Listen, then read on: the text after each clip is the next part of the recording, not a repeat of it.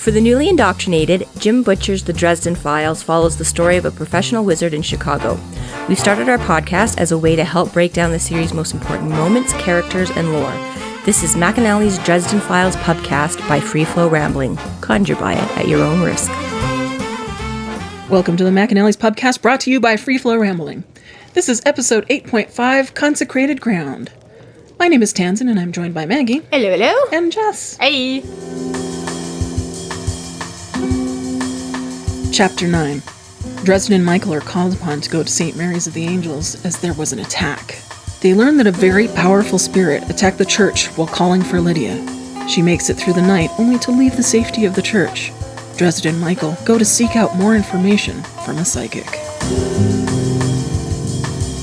So it starts off with like a creepy ass nightmare for Dresden. Apparently one he hasn't had in a while, but other than that, an oldie and goodie and familiar one. So yeah, apparently this is a little bit more insight into the deal he made with Leah. So is this a nightmare about his, something that already happened in the past? Yeah. Okay. So has he explicitly said yet why he's... this is probably a better question for you, Tansenn, because you don't have as much of the remembered knowledge to... Have they explained what the deal is with Leah yet? No. Why he... Okay. No. So I guess I can't really say too much about it then, but I think this is somewhat in reference to that, because we know he's got a connection with her, like whatever deal he made that he keeps breaking about going with her, right? So this has to do with my daughter being a complete and total freak. I'm really, yeah. I'm glad you asked Tansenn, because I'm like, wait, we just met Leah, but maybe we haven't met Leah. Like We did. We met her Yeah, when we they met- yeah. we met her when they went met after her. Agatha Hagelthorne. And that I don't know what I've read and what we've recorded. I know. That's like you are valuable. I never realized how much that would actually be valuable to the progression of this, with you having essentially a restart on it, because you know exactly. I'm like, when did I read this? When did this happen? I've read so many of them so many times. I'm like, wait, you're like that fresh slate. You can kind of keep us in check sometime and be like, yeah, I don't know what you're talking about. That didn't happen. It's so hard to keep doing that. Oh my god. I just want to read ahead so bad. What does it mean? Well, I kind of feel bad, and like, you know, up until not that long ago, I would have been like, yeah, whatever, go ahead. But now I'm realizing how actually essential that is to not. So now I'm sorry, I'm going to have to say, no, you cannot. Go ahead and read ahead. We determine how many episodes we're going to, or roughly how far ahead we're going to read for the episode we're going to do, right? And sometimes we hit that, and sometimes we fall short or something like that, right? Yeah. But like every now and again, like I'll turn on the audiobook and I'll just be really vibing with it. I'm like, damn, I'm like, how far in? I'm like, oh, I went 4 chapters too far. Shit. Happens all the time. I'm like, because I just turn it on when I'm at work, and I'm like, damn, this shit's rampant. Oh god, I must be so far ahead. Right. Like, 1 minute Harry was like meeting Lydia, and the next thing, like, he blew up the planet. Like, I don't know. How are we there already? I think we're reading, we're recording chapter 9 and 10 this episode. Yeah. And I'm up to like 17 or 18 or something like that, wow. right? Because I was just like, la, la, la. Oh god. Oops. I'm a little far. So yeah, so just now when you were like talking about Leah, I'm like, wait, am I ahead? I thought we did just cover that. And I'm like, So, maybe we yeah, didn't. so we've met her, and we know they have some kind of deal that he keeps wiggling out of, but we have not gone into the details of why he made that bargain. We just know he made it as a minor. Let's name our episode Wiggly. Yes, she's got Slimy little bastard. She's got ants in her pants. Oh, you meant because of him. Harry, yeah. Harry, the slimy little bastard. I got it when you said that. The other part was just you, because you keep The being son very, of a snake. You keep being very wiggly and fidgety so far. Anyways, so yeah. So again, it's still a little bit cryptic. We don't know sort of the whats or the whys of this, but he is having this dream that he has had many. He's like, the nightmare felt familiar, almost comfortable, though it had been years since I'd gone through it.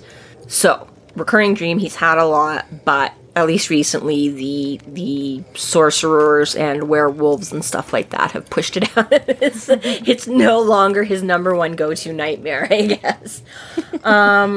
But yeah, it's not good. He's bound. There's cauldrons. There's blood and manacles.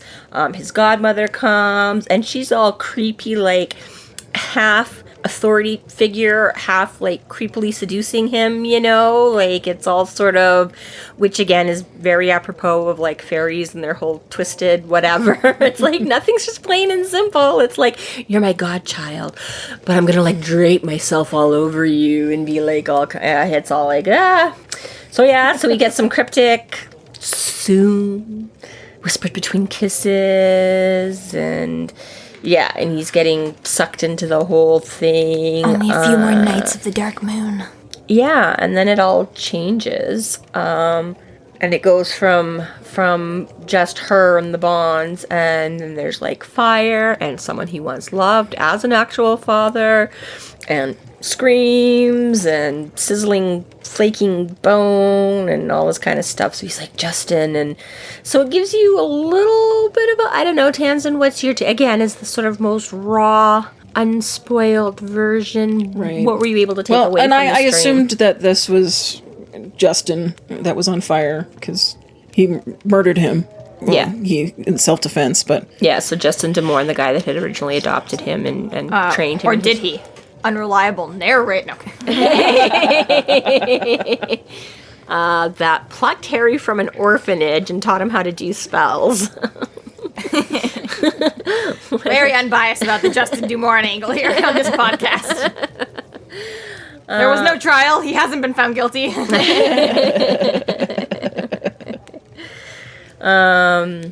Yeah. so that's what I figured about that for the father figure that had to be Justin because he's talked about that already. Yeah. So, but did you get anything more? Or were you just kind of like, I don't know what's happening yet with the whole like Leah first part of it, or? Yeah, I think that's what had to do with the agreement that they had, but I'm not really sure what so far. Okay. Some kind of sacrifice to Yeah, Dresden. on Dresden's part that had to be made. Yeah. So yeah, basically, and yes, Especially exactly, with blood, that's talking about. blood and manacles, and Yeah, Oh, right. cool. It's just, or that's a really, really kinky sex scene. it's welcome to fairies. It's a little bit of everything with them is always a little bit of both. We will traumatize you and scare you and be really sexy and turn you on while we're doing it, so you just get really fucked up and confused. 'Cause you're like, I'm terrified, but I don't even mind. pretty much. It's like, I'm terrified, but I really want you to. So yeah. Duality of man. Singularity of man? I don't know. Sorry, guys. Just kidding. We love you. Dresden wakes up to the sound of the pounding of the door. So he loads his 357 as he lost his 38 during full moon. I know. And yeah, he replaces it with a 357 medium barrel, and he's like, I must have been feeling insecure that day. I love that.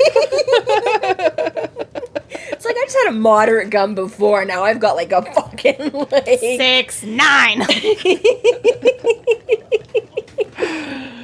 fucking, oh, what the hell do you call that? I'm thinking there's like a term for when you have like a really big fucking heavy handgun. Well hung. Not that. Cannon. I don't think it's a hand cannon, an arm cannon, just a cannon. I don't think about guns. Yeah, obviously. Anyways. See, we do another series and the character carries this one Weebly, and that thing is an The actual, Webley. the Webley. The Webley, yes. is an actual cannon. For all those of you, please check out Necromancers, also available from Free Flow Rambling eventually at some point. The Johann Cabal series. Yes. At the time this episode comes out, it might be out sooner than now. It might be. I don't know when y'all are launching the first episode of that. We haven't figured that out yet. Yeah. But anyways. Soon, we promise. Okay, sorry, but the Webley. What about he? That thing is a cannon. Oh, yeah. So that makes this thing look like a pellet gun. He's 357? Yeah. So not that insecure. Yeah. Oh, he is 6'9". Johannes? So he gets up and grabs it, and Susan's kind of blinking awake, takes one look at the gun, and gets herself out of the line of fire. She's like, smart girl, that Susan. She's learned. She's like, because so basically they've woken up in like a pile of blankets in front of the fire in the living room. They just stayed where they fell, basically. And now, someone's banging at the door. So it's like he goes for the gun, and Susan's like, I'm just going to stand back over here. We find out that the door has been replaced with a steel door with a steel frame. Good job. Excellent thinking. I know. You know. And I love does how learn. he just automatically goes on the defense, and he's like, "You're not getting in here, asshole! That's a steel door and a steel frame." If someone's bashing on your door, yeah, you're probably not like the pizza delivery guy. Like, you're not getting a tip if you're trying to bash down doors. Okay, but at the same time, if you ordered pizza, would you appreciate it if the pizza guy just left? You'd be like, "You better pound on that damn door and wake me up because I want my damn pizza." No, like, you're like, Harry's instantly on the defensive. Like, yeah, he met 2 vampires last night. Demon toads have broken into his apartment. If someone starts bashing on my steel door, I'm absolutely going to and be oddly defensive. enough, they didn't really know. Okay, so the vampires like kind of semi-ambushed him outside. You know, but again, the vampires are trying to come in. I don't think they're going to sit there and pound on his door and wait for him to open. Like, you know what I mean? It's But just still, all out anyways, assaults of it any was sort. fine. Whatever. It doesn't really matter. And he just came out but of a nightmare. He's already upset. Right. There is Scared. that. So in the middle of the night, he wasn't expecting middle anybody. Of the morning. It's really Early early, I morning, guess. yeah. It's just kind of funny, but he's like, "You're not gonna have much luck," and then it's like Michael.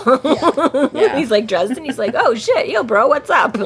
He's like, We learned that there was trouble at the church that Dresden sent Lydia to. Something had tried to get into it. dun, dun, dun. Yeah. I love how he also thinks Michael's a lunatic for showing up. He's like, "It's time to go to work." He's like, "Fucking lunatic." I'm like, I am so with you, Harry. Morning should not start before noon. That's all I'm gonna say. So he's like, "Ugh, fine." So Susan takes herself off to the bedroom because she doesn't have to be up and out the door. And so I love how she's just like this tiny little ball under like 6 blankets in the bed because he's got no heat in his hole. Mr. curled up next I know, and to then her. Mr. comes and So lays cute. beside her, so she's got a little bit of body warmth there. Yeah, it's I awesome. feel that hardcore. I know. Well, so does Dresden, because Dresden's like, I really debated just saying fuck it and joining her. I bet that cat is the same body length as her when it stretches out. Well, I don't know if he's quite that long, but Sure, at least torso's covered. at least, yeah, I was gonna say he's got at least all across, her back to butt area kind of a thing. I'm sure he can. Did you never got to see my cat Bo, did you? Or did you? I think Bo was the one that I only heard about, the big boy. Because he was not 30 pounds, but Whoa. huge. And when he would stretch out like that, and that was quite. They can stretch out quite long. To be fair, even your average house cat can take up an entire queen-size bed by themselves. This is true. And we also know that Harry's only got like a single or a double or something. He doesn't even have Yeah, a queen size. He's yeah. got a smaller bed. I know that. I can't remember if it's actually a double or if they have to squeeze on a little single bed or whatever. Just like toddlers and throw them on a bed and suddenly they're everywhere. Yeah. Oh my god. Yes. Mommy, I want to sleep with you. There's no room for me in the damn bed. We don't care. You can leave. I know you obviously didn't care. So Michael notices the clothing lying about and asks Dresden if he's told her he loves her yet. And the response is, got distracted. He's like, I can see that. Do we need to have a talk about premarital sex? I know, he's more ribbing him a little bit. He's like, do I need to give you the... But like, still, he's lecture? all apologies. I'm sorry. I didn't know anyone was here. Yeah. He knows he's like ruining a date. All right. How are we supposed to get married, Michael, if you're cock blocking me all the time? Michael's like, you're doing things out of order. You're supposed to get cock blocked now. Marry her. The chaperone that keeps showing up on the dates. Exactly. Not until you're Not married. till married. Yeah. So he's like, oh, did you send someone to Father Fort Hill? And he's like, yeah. And then he's like, I need caffeine. He's like, I need coffee or Coke, anything as long as. So St. Mary, so basically he's like, I don't know, Michael's like, some shit went down. Father Fort Hill wants us to come check it out. Don't know what's going on or whatever, right? So he grabs his snack and tells Michael he got distracted, didn't have the talk with Susan. And St. Mary's of the Angels is actually a real place in Chicago. Right. It exists, but Butcher has moved the location of it. Okay.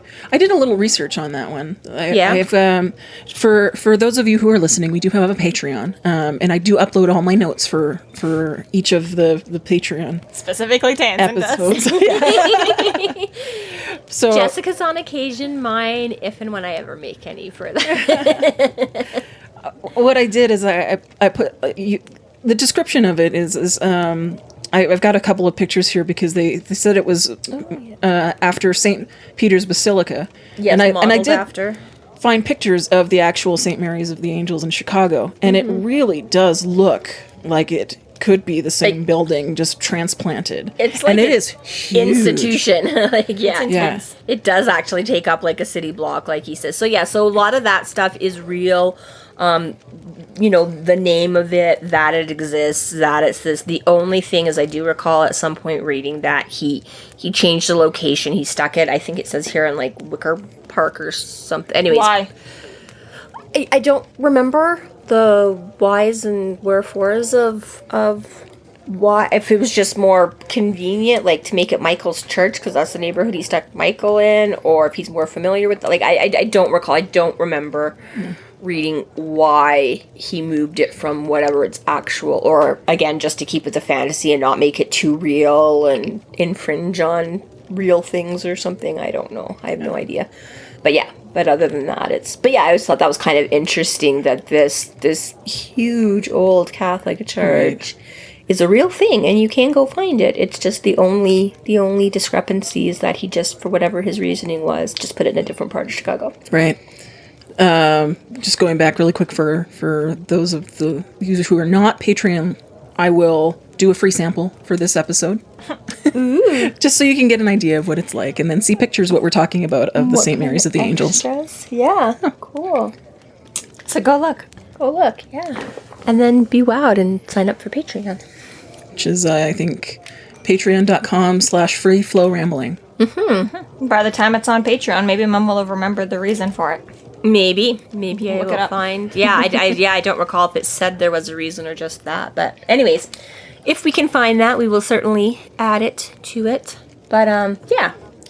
So anyways, so that's cool. So They arrive at the church and find out all the cars have been attacked, including a rose bush near the door. We learn that is one hell of a powerful ghost that has, or spirit or something. Oh, there you go. In here it says it's been looming over Wicker Park area for more than 80 years. So it was Wicker Park when they stuck it in. So I'm going to assume that the church itself is around that 80 years old, that part's still true too. Okay. Yeah. They tore the shit out of this place. So cars in the area, and then the rose bushes right up close to the church itself, So on they the were property. actually on consecrated grounds. Yeah. Totally. And that's kind of a big deal. Right. Well, and Any 2-bit fantasy lover knows that, consecrated ground is one of those places you go to escape all the Keeps you supernatural safe. baddies. Yeah. well, and another That and point, salt. That and salt. that and salt. But the other issue too is that typically ghosts can only interact with minor objects or a specific object. Yes, so being moving able to do pennies roses around. and cars and gravel, stone, concrete, whatever Parking the hell, lot doors, materials. Yeah, no it gravel. shouldn't have been able to interact with this many different objects. Yeah, because again, it's either something directly related to. So again, like Agatha Hagelthorne could affect the babies and the cribs and the hospital things Axe. because she had the axe because that she sort of manifested with herself, though she didn't pick up the fire axe out of the hospital. But yeah, exactly. So yeah, the fact that presumably there haven't been any horrible, disturbing murders on the site of this church. So the ghost shouldn't theoretically be. And again, the fact that, all these things like the rose bushes or something that's, I don't know if it matters that it's more recent or if a ghost from there could interact with the things at any point. But yeah, like you say, all the cars and the bushes and the thing, they're all sort of separate entities of different times and places and not in any way connected to any one thing, right? So it don't bode well. Nope. No. Something strong. Not good. Yeah. So I like too how he has it he's a little uncomfortable approaching the church, and he's not for any quasi supernatural reason. I mean churches and God just don't see. It's just the same regular old that any of you might feel uncomfortable walking into a church. It's I just love how he kind of points that out. It's no mystical reason, just I just don't know where I feel. I'm just kind of agnostic to it, y'all. So they enter the church and talk to Father Forthill. Yes, lovely Dr. Forthill. Doctor? I don't know where that came from. Lovely Father Forthill. But again, just one of those characters, just like Michael. He just seems so wholesome and friendly and just this little Irish blue-eyed priest, and you just kind of want to tuck him in your pocket. At least I do. I don't know. I like Forthill. Yeah, they're on very good terms, like very chummy. Well, just like they fully like, how's your wife and how's your kids, and let's plan the baptism for your upcoming baby, and la la la, and we'll have lunch and we'll plan this. Like, they're fully just friends. They're fully, and again, it just totally makes me say, this is why I wonder, because because again, I'm pretty sure, like, when we go to Michael's house, I'm pretty sure at some point we find out that that's in the Wicker Park. So I'm assuming, and like I said, I don't know if that's why I'd make this their congregation or something like that, right? But yeah, obviously they're long-standing members of this church, and again, have developed a friendship relationship with the priest himself and all that kind of stuff. And I love how it totally throws Michael for a loop, because Fort Hill is like, hey, Dresden, how's it hanging? And he's like, oh yeah, we're cool, bro. And Michael's like, what? He's like, you guys, like, know each other? Like, because it's already been established that Michael has previously, because when he sends Lydia, right, he's like, tell him that Michael's friend sent you, and they've established that before. Michael obviously has been like, hey, if shit's going down, send people to Fort Hill, he's solid, right? But doesn't realize they've actually had interactions beyond that.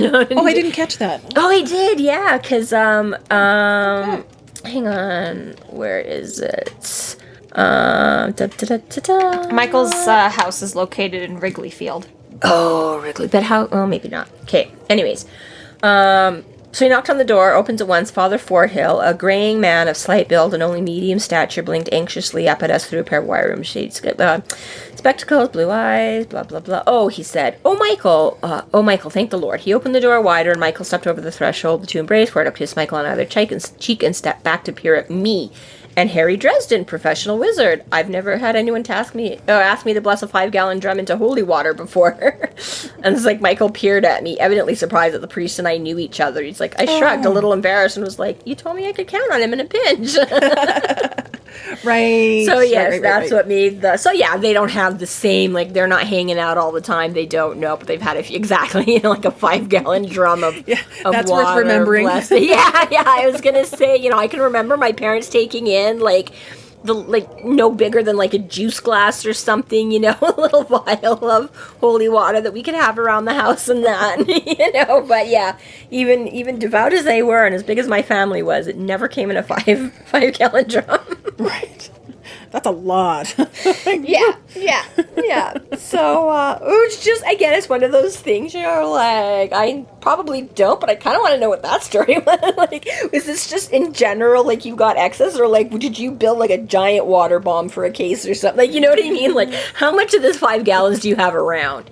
Is this just, like, arsenal you've got stocked up in amongst all it in the basement. Yeah, right? In amongst all the other detritus you've got down there? More clutter. Or was this like you had to build one really big epic like pail over the door thing? Or anyways.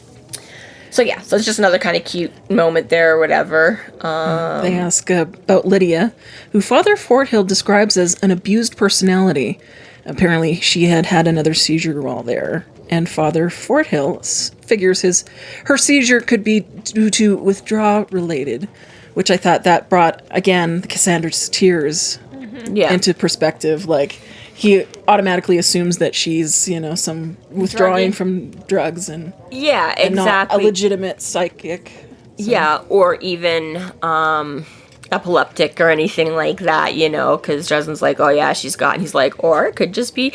So, and again, right, like, again, we're sort of quickly, right, with the way that Fort Hill greets Michael and even Harry and stuff like that, right, you see that mostly open personality and that willingness to help and bring me, you're poor, you're suffering. I mean, the Statue of Liberty and stuff too, but but then again, right, so they start talking about Lydia, and again, it's like, well, it could just be that she's a junkie, I mean, obviously she's been on tough times and she's got kind of an abused personality, so it makes sense that she would be a junkie and all this kind of stuff. And yeah, whereas normally, again, you'd think he'd be more willing to give the benefit of the doubt and look for potentially other causes or reasons. Well, that's one of the fun parts about Cassandra's tears, too, is that it goes so back and forth that even us as an audience, it's constantly like, but I knew that you would think this was poison, so I switched it around, and then I thought that you would know that I would switch it around, so I didn't switch it around, but then you... I knew that you knew that I knew that you knew that I knew that you knew. So the whole time is like, no, it is actually fair to say that, like, is she a junkie or is she schizophrenic? We don't know which one she is. Is she having epilepsy seizures or is she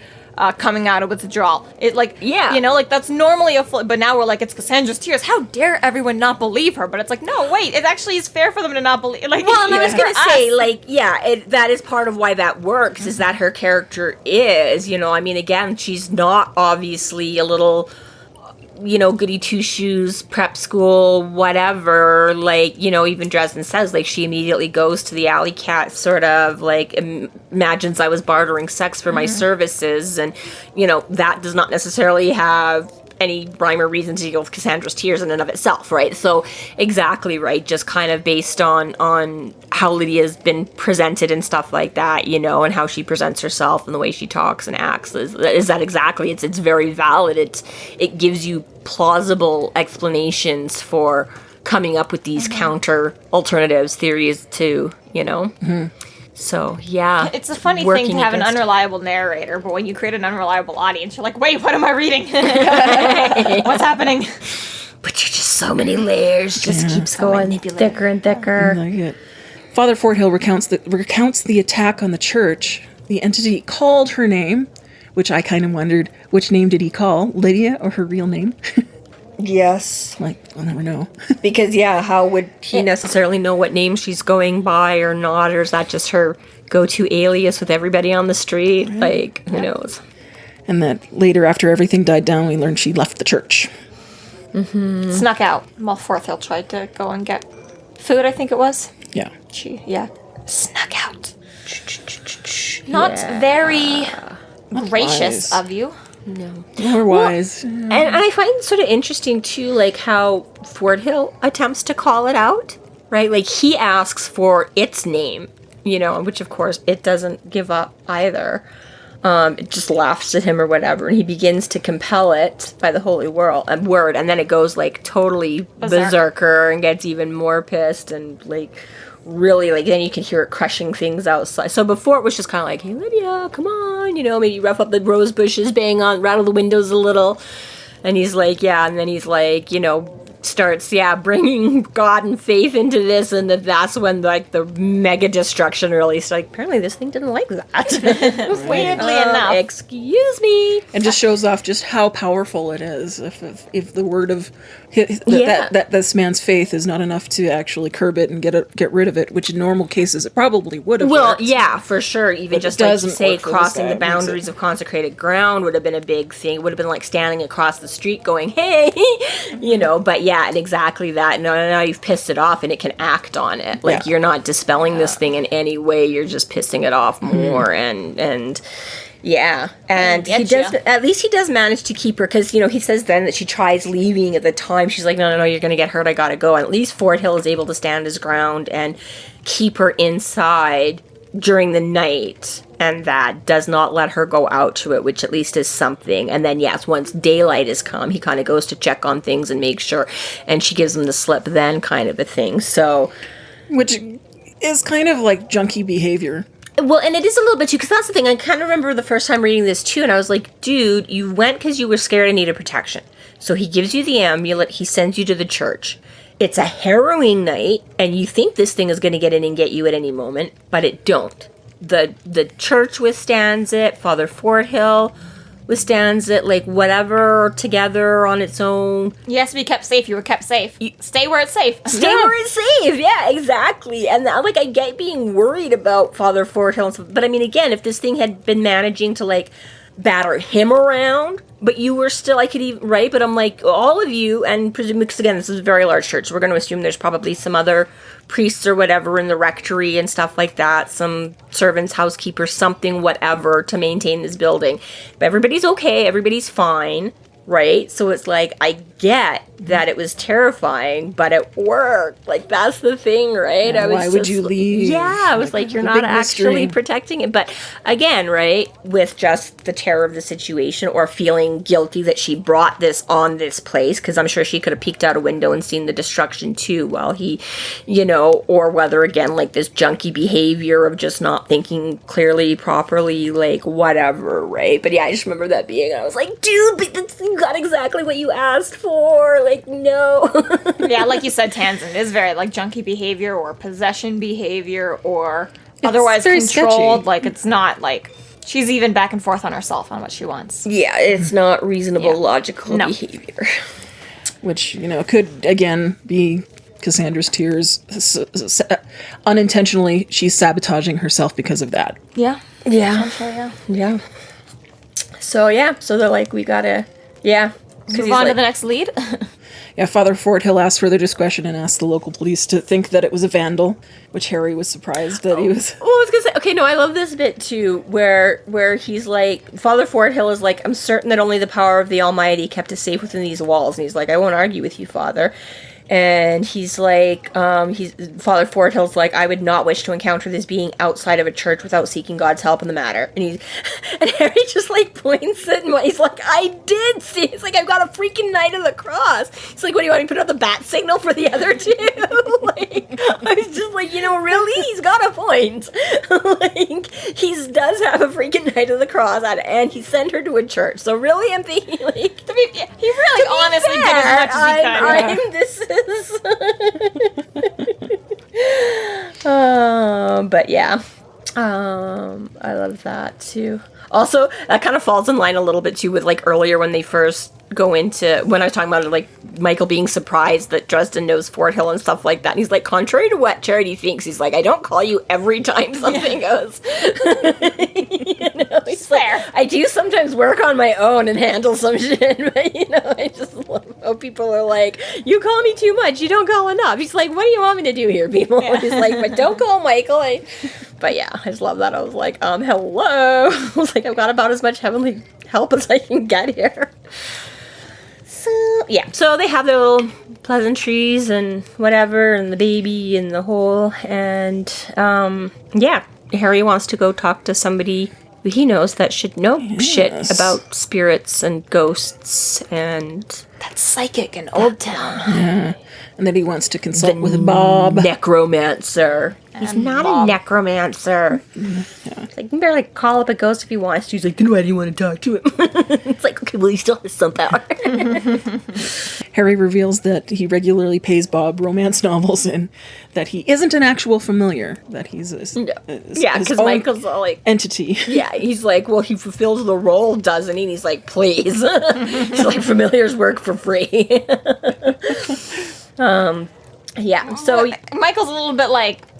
He's still not real comfortable with this. like he even if he's like he looked into Harry's soul, he's still a little bit like you get shit done. Yeah, and that is fair, right? Because again, like you say, that's not the end all and be all of who a person is. And again, somebody like Michael, and of course with the church, very much with the whole free will. I mean, that was his whole thing with Leah and stuff like that. He's like, well, if you made a bargain with her, like, I can't do that. You chose. And he's like, I was a minor. And he's like, well, it's still right.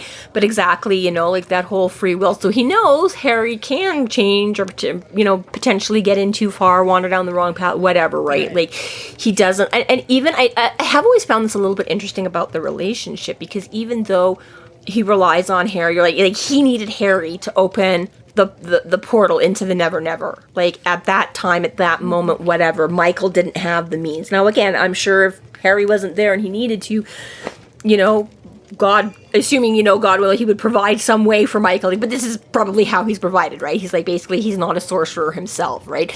So he needs some of Harry's magic and appreciates how, but he is sort of kind of like, he doesn't trust that power at all in and of itself, because he's sort of even made allusions to this in the beginning of walking, and Harry's like, I'm not going to walk away and leave my power, and because Michael's like, I don't really trust it. I don't know that it's really all coming from a good, place, source. Yeah, I was going to say God approved, kind of, but right? at the same time, he has to have a lot of trust in Harry himself because he's working with him. Yeah, exactly. And I think that's it, is that's more of that trust in his personality and what he saw, even though he's not so sure about some of the means and methods, kind of a thing, right? Yeah. But yeah, so again, Bob is just like another step. He's like, okay, well, Harry, at least I know what kind of person he is. I know he's trying to do good, and at least I can kind of keep an eye on him. And if I see him start going, too far or in a way I don't like, I can maybe talk to him and bring him back. But again, having this familiar and talking to spirits and talking to demons, right? I mean, it's all of those kinds of things that aren't even necessarily Harry's innate inherent power Well, it feels very deja vu from earlier, but like it's very much like a difference between working with a human who's got magic and working with a human and his best friend the demon and his best friend the ghost and his best friend the spirit and his best friend the necromancer. Like, Yeah. And that's where I think Michael's a little bit more wary. He's like, okay, when I'm just dealing with Harry and magic, that's one thing. But every time Harry brings his other mojo Jojo, he's like, I didn't soul gaze with all that shit. Well, yeah, Right. exactly, right? And again, he obviously doesn't know exactly what Bob is just because he kind of refers to him as, like, a familiar and that. But he knows enough to know that Bob is this separate entity kind of a thing, right? And not a human mortal entity. So that's where he starts getting kind of like, I'm not so sure about this. Like, because again, mostly Michael is sent out to dispatch the bad supernatural stuff. Michael's an enforcer. He's not really he's an meant. enforcer. He doesn't do. Not to say that Michael isn't a smart guy and doesn't, figure out a lot on his own. But he's not in the same way that Harry kind of has to like do a lot of his own homework and stuff like that. Michael gets a lot straighter of a mission. Like, you go kill this guy and be done. Harry Use has to your be sword, like done. totally right. Whereas Harry's like, I don't even know who the bad guy is yet. He's got to do a lot of trial and just error. it. Harry's right? hired to figure out or thrust into a situation out that he's in danger that he has to figure Accidentally out. trips his way into a problem. Yeah, who's the bad guy? Who am I protecting myself against? Whereas exactly Michael has pointed out basically and like always just ends up coincidentally where he needs to be when he needs to be when something bad is going down kind of a thing, And I right? think that's all that makes both of them a really great pair to work together. It does. It absolutely does. It's a great dynamic, but it's just, I guess basically it boils down to Michael knows, right? Michael gets his orders from an archangel. Harry doesn't. So he's suspicious of that source. Because he's like, if you were all in the up and up, an archangel would show up at your door and tell you what you needed to know and where to get there. And right? So it's like, again, Michael has the faith, the trust, the knowledge. Like, he believes in where his is coming from, and Harry's is an unknown. It's the murkier, cloudier side of that, right? That just shows how much more righteous, Michael has room to be in, isn't though? Because like certainly like if Michael's going around, he's like, well, you know what, God isn't giving you direct orders, so you must not be that great. Michael's not like that, right? Michael is like fully like, Yeah. There's only so many conduits that God can have, and like only so much archangels and Knights of the Cross and whatever. Like, he gets that. He's like, Yeah, it doesn't mean the rest of understands. you aren't as Yeah. good attempting to be, at least, right? If we're on the right path, then things will work for us. Right. So- Yeah, exactly. That Harry is another sort of tool in that arsenal that helps him. Again, in just his- Michael, he sees him as the wild card that he is, yeah. and has a healthy dose of wariness, I think.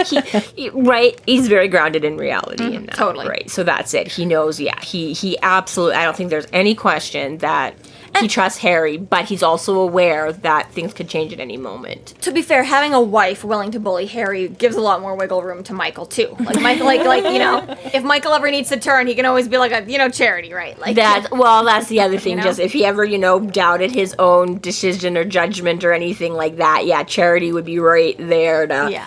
Yeah, no, you're way out of line on this. So it does give Michael a little bit of extra. It helps with some perspective there. Absolutely. So they get in Michael's white truck, of course, and takes them back. So, So the two leave to find the psychic, to find out where the spirit was, to find out who the spirit was. Mm-hmm. Brings us to the next chapter. Yeah.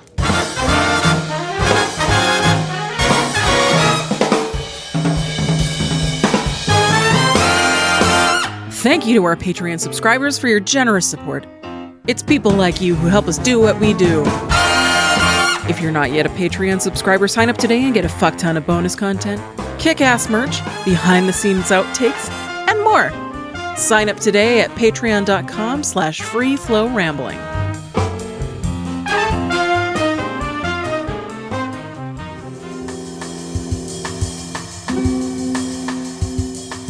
Chapter 10. Dresden meets with Mortimer Lindquist, a local psychic. He questions the man and manages to get his journals. So we are introduced to Mortimer Lindquist, and the setting of the house seems to enhance a feeling of ridiculousness for the man, not to mention his name. More like a haunted mansion at Disneyland. yeah, he's like, he tries, but like maybe at night with the right lighting, but he's like, yeah, in the daytime it just looks ridiculous. Everything is described as nice, but a little bit of a fail. yeah, like a transplant from a red roof, white walled stucco transplant from somewhere in Southern California.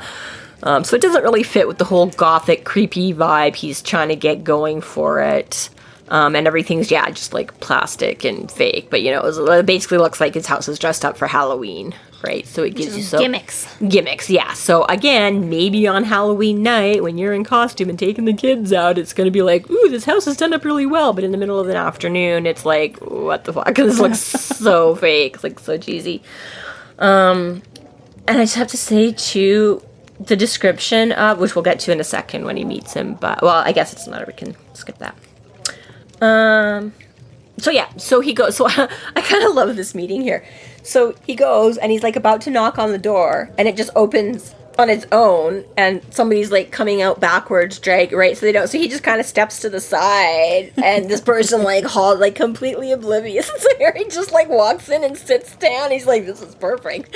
He's like, gets to make this huge like mystical, magical entrance and like, just because the guy's like distracted and doesn't know, like just perfect timing on that part, right? Where it's like, I did really like that imagery. I know the imagery is great. All-powerful wizard. It's like 1 second there's nobody there, the next second he's just sitting at your table with his hand.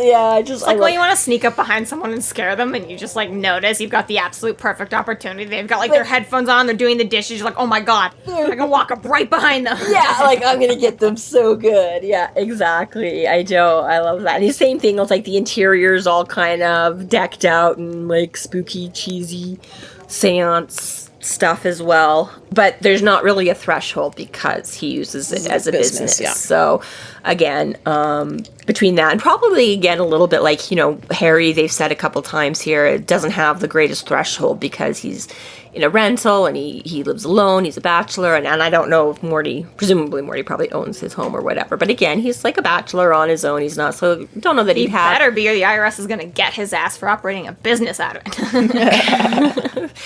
You can't operate a business out of your home if you're not single? If you're renting, if you're renting, okay. It was like, the last thing I said was like, presumably he's like single, and you're like, he better be if he's running a business. So, like, be filing those taxes as a bachelor. Like, I know, what?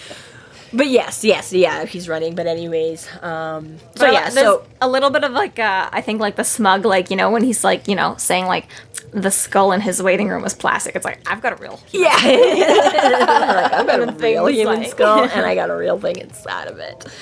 But yeah, exactly. So it just carries on that whole thing. The Encyclopedia Britannica is like just scraped off. So it's just like these impressive, older looking books up on his shelf to make it look all mystical.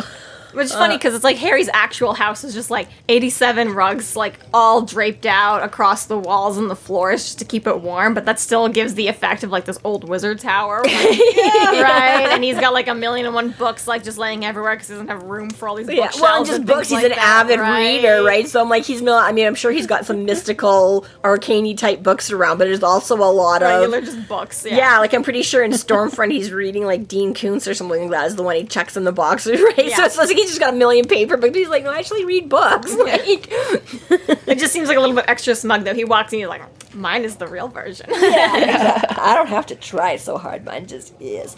But yeah, so he gets this freebie there that there's no threshold or anything for him to worry about. So he goes and sets up, and then it's like hilarious that like Morty comes in and he's like, shut the door, Morty, we need to talk. He's like, holy fuck. I love that moment because it's totally a power move that he learned from Marcone. Well, I'm probably Justin and any number of other people, but you're right. That is a very when he was in his office. We need to talk. It's like nice way to reuse that move, right? It's like you're an asshole, but you really are effective and know your shit. There's always smaller fish. What? There's always smaller fish. Always smaller fish. Yeah, exactly. So I love he squeals and turns. We need to talk, Morty. And he immediately knows. He's like, what are you doing here? He's like, come here. He's like, I didn't do anything. I followed the rules.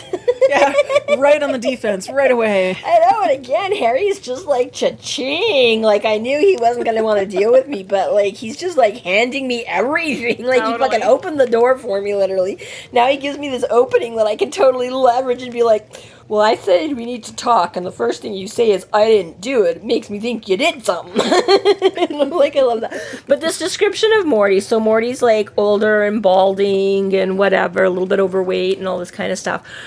I have always pictured him largely as the penalty box customer from, which again, Tansenn, I'm doubting you ever saw this. Remember 16? Yes. The penalty. And he was that little, like, shorter, I think he always had, like, a green coat and the hat. You're right, that's what I think when I think of Morty Lindquist. That's always That's funny. the impression I've got Mundungus from Harry Potter. Oh, I get. He's a little bit more wormy, though. I don't see Morty as quite that. Hang on, And I thought of, from Princess Bride, Inconceivable. Yes, that's an also Vincini. And I knew that you would think that I would. Wallachon as Vincini. Yes. Yes. Yes. Yeah, that's fair. But you're a second man. Hang on, let me. Yeah, there you go. That's penalty. And it was really funny because it actually says, because I was trying to think, and I'm like, he doesn't have a name because he's in like Penalty box customer? Yeah, and I love in the wiki it actually says he's a recurring character. And despite frequently appearing in the show, he has never been given a name. Because I was like, oh, I can actually find out who he is. Because I'm like, I don't know what his name is, but No, I guess I don't feel so bad because they never gave him. Even though he was in like literally, it felt like every other episode, you'd see him in the mall at some point. But If you are not a Canadian, you probably you've don't never know. seen it. It's just a Canadian show. Didn't they do the whole voting thing? Oh no, that was the Canadian voting Canadian thing, wasn't TV it? show. I knew it was a Canadian TV show. That was one of the things I really liked about it. They're in like Ontario, and it's funny because when they actually draw them doing stuff, they draw like you see them handing like blue and purple bills and stuff to each other instead of just everything green. But yeah, they're in like Ontario and stuff like that. It was actually really cute. It was well done. I loved that show. Anyways, penalty box customer guy. So Morty comes in. A nice thing about this, too, is that it shows us just how encroached in secrets the White Council is. Because we know from Harry that, like, the White Council doesn't like him, right? But Morty is instantly like, you're a part of the White Council, I don't have anything to do with it, like, blah, blah, blah, blah. Even Morty doesn't know that Harry and the White Council aren't good. He thinks that he's one of them, right? Yes. So that's just how out of the loop. United Front Boys Club, too, I think, is what the White Council is like. We can hate each other on the inside, but nobody outside is, they're all going to see us as a united force. And But yes, exactly that. It obviously tells us that Morty is not part of the White Council and that the wardens have showed up to make sure that he's on the up and up and not doing anything. Because like you say, right, like Michael says, like, necromancer and that, and Harry's like, no, he's an ectomancer. Like, he's not trying to raise the dead back to life. He just raises spirits to talk to them, you know, like, yeah, exactly. So yeah, he's sort of like this fake psychic seance now, and lost his abilities. Lost his power, yeah, basically. Or weakened them, rather. Weakened them, which is what, you know, we talk about in like, just the beginning of this book, Michael making that allusions to Harry of like, oh, you could just walk away and leave it. And Harry's like, I'm not going to walk away and lose my power. And, you know, he said things in previous books about, you know, doing things and like weakening. Use it or lose it. Use it or lose it and all that kind of stuff, right? So here's a case of where it's actually happened. Like, Morty was never on Dresden's level. He's not a full-out badass, I can join the White Council wizard. But he legitimately had a gift, talent, whatever, of being able to talk to spirits and whatever. Well, I mean, I guess basically it's like he can handle it, but, you know, chose to no longer sort of nurture and Essentially, he became a sellout. And he like, over-exaggerated his own talents to the point when he didn't believe in himself, and so his own powers failed on him. Oh, see, that's not how the way that I read it. I didn't ever read it that he like overbelieved and oversold. I read because it comes back as Dresden's talking to him and being like, oh, whatever, I thought you were doing like too much doom and gloom, and he's like, you don't know what it's like to be like at the salad bar and have somebody come up to you and tell you how like they murdered their wife in their sleep. I took it that he had so much inundation that it became too much for him, that he started blocking it out and didn't want to use it because he you know hadn't reached a point that he had enough power that they were there and he could call up spirits and do real seances and stuff like that, but he also couldn't shut it off, that these things were just constantly, and he either turned to drink and blotted it out, and then, you know, that eroded his powers, and or just not using them. Like, that was sort of always more, so I mean, you know, I took it like, even in the way Harry does, like, he turned it into his own business and it just got away from him. He just wasn't able to, you know, people didn't necessarily want it. Well, he says as much even later on in the chapter, he's like, nobody actually cares about the truth. They just want to be, like, assured that, like, grandpa, uncle, blah, blah, doesn't hate them. yeah. Right? So it's, like, one of those things. It's, like, you know, he was having, like, this man tell him, like, oh, I murdered my kids and my wife and then killed myself and I'm so happy about it. And instead of passing that on to the rest of the family, he was like, yeah, he says sorry. Yeah, you're good. Essentially just appease the customer, get paid, and he sort of wasn't true to his own powers, and Right. which I'm sure it could be both. He wasn't happy with the truth himself, and so he started lying. Right. Yeah, I essentially guess take it like maybe. the way the powers work is that, like Harry says before, like you've got to really believe in what you're doing. Like you can't perform a spell that you don't believe in, right? And even Sorry. well, even as we've seen, like Lucio's, how she interprets it as different light forms or something like that. Like there's a certain level of like.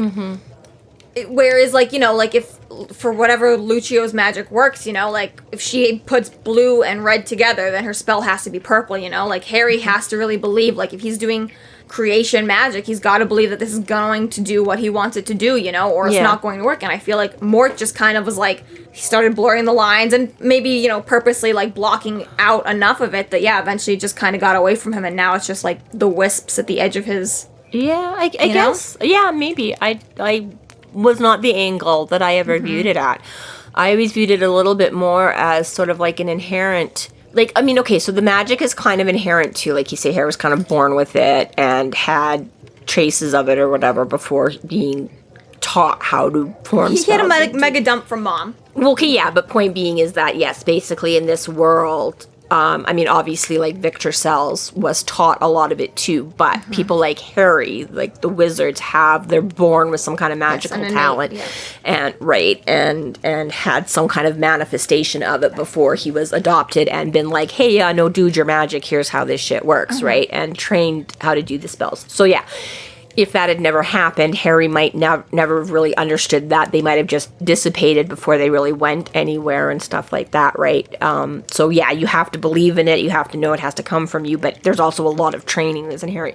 I always sort of envision Mort as, because he's not like a wizard, and to me that's kind of what makes the difference between a wizard, is you can do all those kinds of things, right? Like, Harry can talk to ghosts and things. He just maybe doesn't have the same talent, and right. So to me, this is sort of a more natural, inherent talent that Morty had, that he didn't have to sort of learn how to call ghosts. It just was always there. And so he more had to learn how to control and temper that ability, and either didn't at the time have the resources or didn't choose to or know how to or whatever. And yeah, that would, to me, it was always just that he got, because I mean, yeah, I think that it wasn't so much like he did some of it as the business before, like he did some real seances and things, but again, it was more just that, not that he didn't want to do it, not that he sold out, but again, it's like as it became too much for him to handle, like, I mean, again, like people like cops or hospital workers or social workers that deal with, and eventually get burned out. They can't take anymore. They can't deal anymore with the abuse and the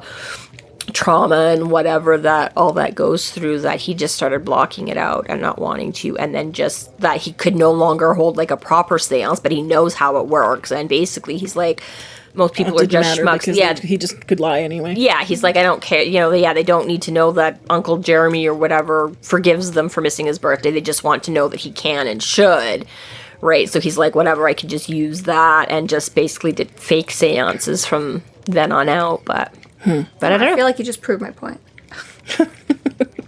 That seemed more a defense for my defense. I don't know. More an argument for my defense. Well, you said that he lost it because he sold out. Yeah, and he's a sellout. But I'm saying it's not because he was doing the seances that it lost it. I'm saying he purposely blocked it out and then became that he couldn't use it and do it, and so had to sell out and do fake seances because he could no longer do real ones. That's my point. Arguing the order. Somewhat, but yeah. Okay. Anyways. Either way. Yeah. As we'll see in like 6 books. Or he not, doesn't fully yes. lose it. Yeah. You with the spoilers every time. You just... My goodness. Everyone's read it. You're incapable.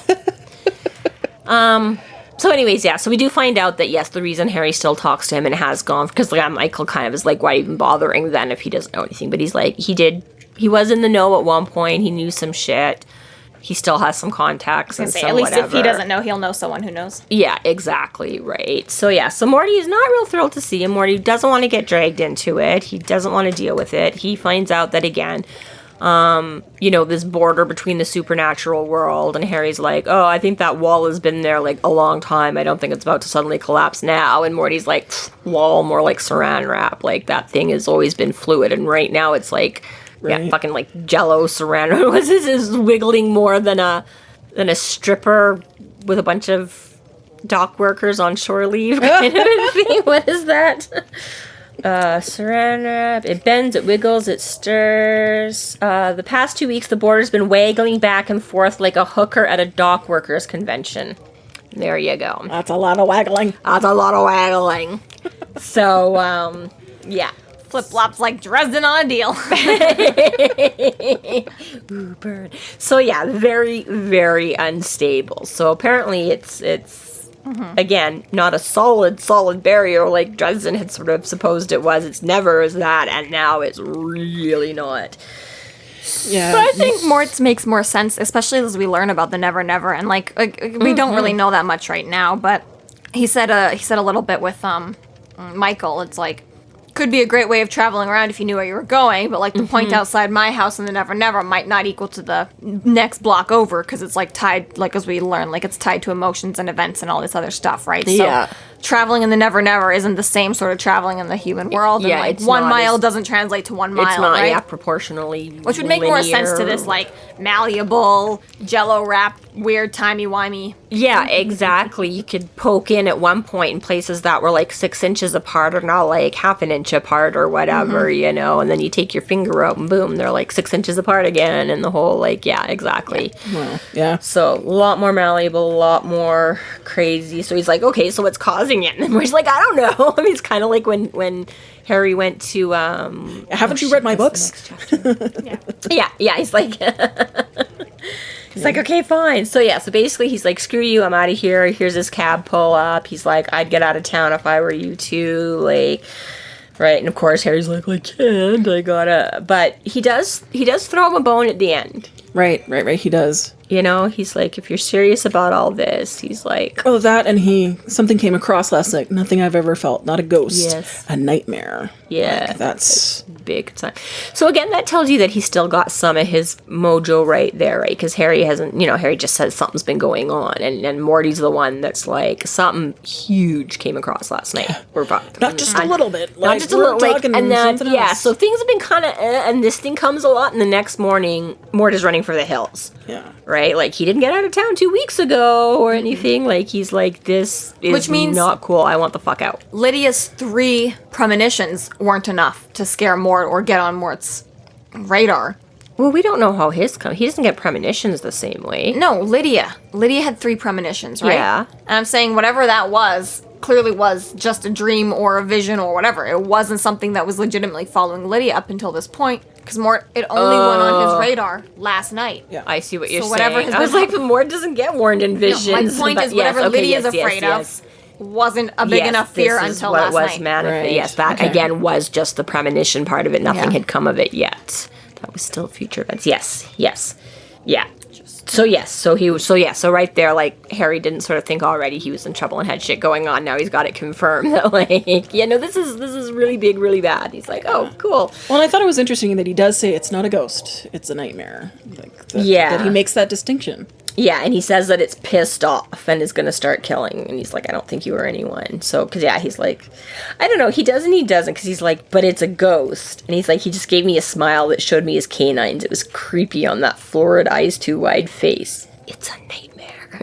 So he doesn't really say it's not a ghost, but it's just the scale, right? right. Like, exactly. Like, yeah, we don't know exactly what, if it's just a basic ghost that's, you know, the Arnold Schwarzenegger of ghosts, or if it's something slightly different from just a ghost or whatever. But he also points it out. He's like, and then, yeah, like the look, he's like, I don't want to look at Lindquist's soul. He's like, they're staring at each other for a second. He's like, yeah, I don't want to go there right now. That's, Nope, oh no, thanks. no, that's all right.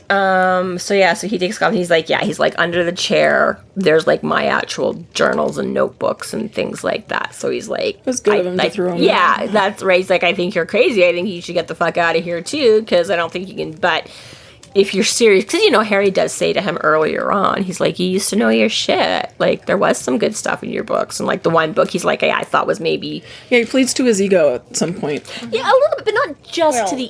Like, Harry's legitimately giving him a little bit of respect. He breaks I him did read down your books. and then Yeah. builds him back up. Yeah, basically, right? He's like, yeah, now you're a sellout. Now but you knew your shit at one point, and so, you know... You can get it back. You can get it. And that's, he throws a bone back to to more by saying, like, hey, lay off the booze and, you know, you're older, wiser, you could get... See, and this is, I think, part of where it made me feel that he, you know, he's like, you can get a better handle on it rather than, you know, you can control it rather than it controlling you.